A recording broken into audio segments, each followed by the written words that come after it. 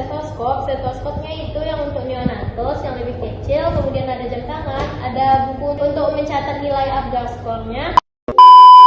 Yang pertama itu kita perhatikan adalah suhu ruangannya. Biasanya bayi ini kita letakkan pada radian warmer, yaitu alat tempat penghangat yang ada cahaya dari atas. Kemudian kalau tidak, perhatikan tidak boleh hidup AC, tidak ada kipas angin. Pokoknya suhu ruangan itu tetap panas supaya bayinya tidak kedinginan.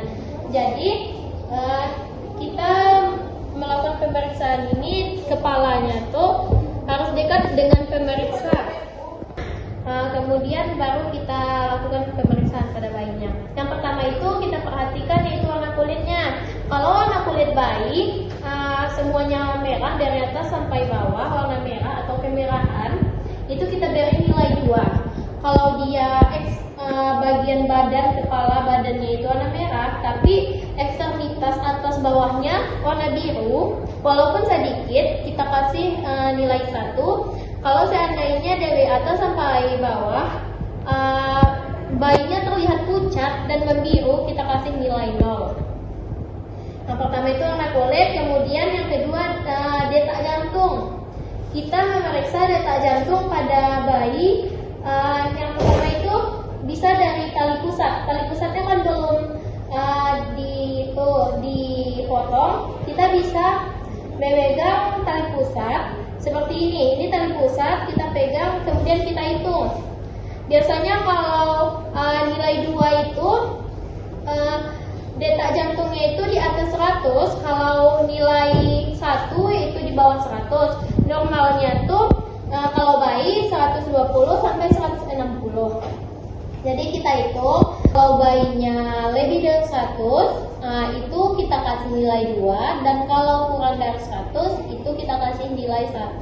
Kalau dia tidak berdetak sama sekali dan sudah dilakukan dicek pakai stetoskop juga, tapi tidak berbunyi, itu kita kasih nilainya 0. Kita lakukannya Apgar skor ini pada menit pertama, menit ke-5, dan menit ke-10.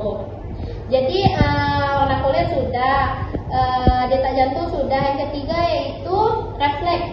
Refleksnya tuh kalau bayinya menangis, kita kasih nilai 2. Kalau bayinya sudah kita kasih rangsangan, kalau yang menangis tadi, kalau sudah dikasih rangsangan dia menangis, nilainya 2. Kalau kita sudah kasih rangsangan tapi dia tidak menangis tapi meringis, kita kasih nilainya 1. Kalau sudah kita kasih rangsangan kemudian dia tidak menangis sama sekali, kita kasih nilainya 0. Kemudian tindakan yang keempat yaitu tonus otot. Tonus otot tuh kalau biasanya kan bayi itu bergerak, tangan, kaki dia bergerak kan. Kalau dia bergerak seperti kayak gini, tangannya kayak gini, kakinya naik turun, itu kita kasih nilainya 2. Kalau seandainya cuma ngangkat fleksi, cuma kayak gini, lamban, itu nilainya kita kasih 1. Kalau seandainya dia tidak bergerak sama sekali, itu kita kasih nilainya 0. Nah, yang pertama tadi warna kulit, kemudian detak jantung, kemudian refleks, kemudian tonus otot, dan selanjutnya yang terakhir itu usaha bernafas. Kita mencek usaha bernafas itu kalau seandainya bayinya sudah menangis, otomatis kalau dia sudah menangis, usaha bernafasnya juga lancar kan? Jadi kalau dia sudah menangis, berarti nafasnya lancar, kita kasih nilainya 2. Kalau seandainya dia nafasnya tidak terkontrol atau lambat, kita kasih nilainya 1. Kalau dia tidak bernafas sama sekali, kita melihat tidak bernafas sama sekali, kita kasih nilainya 0. Nafas pada bayi ini, pernafasan bayi ini, pastikan kita memaksimalkan jalan nafas bayi dahulu, karena akan mempengaruhi pada pernafasan bayi.